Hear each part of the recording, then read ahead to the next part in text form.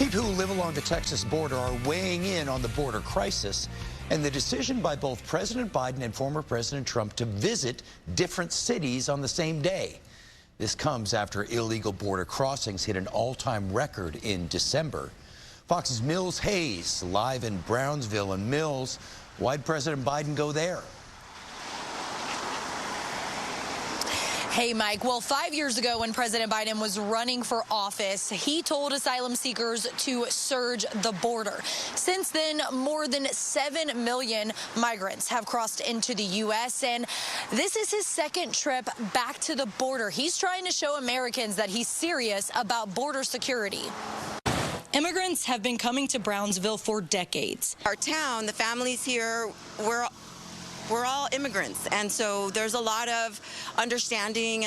But over 7 million people have come into the U.S. under the Biden administration, smashing records. As we add more people, there is more risk for bad things to happen. When we travel, people think, oh, it's just mayhem, right? It's mayhem, and it's really not. At least not Brownsville. I don't see it. People are coming here to work. Biden flew to the Rio Grande Valley, or the RGV, to see the border issues for himself. Folks, it's real simple.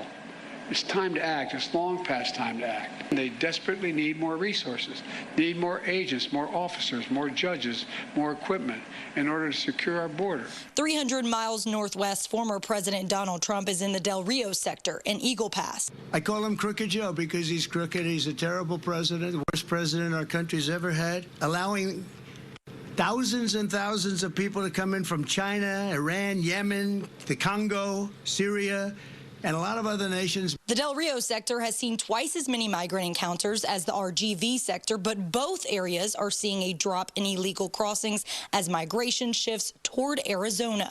Recent polls show immigration is Americans' top issue ahead of November's election. Biden is urging Republicans to revive the bipartisan border bill that would add more Border Patrol agents, immigration judges, and asylum officers. But ASU's Transborder Studies director says that bill doesn't go far enough. Unless we examine our foreign policy and we examine the conditions in these countries and what can be done to mitigate the circumstances that lead people to leave, the problem is going to continue. Coronado tells me that the U.S. needs to do two things in order to solve the humanitarian crisis at the border. One, it needs to take a look at its foreign policy, specifically with those countries where many of the migrants are coming from. And two, it needs to change its asylum policy to allow migrants to apply for asylum in their home country. In Brownsville, Mills Hayes, Fox 7 Austin.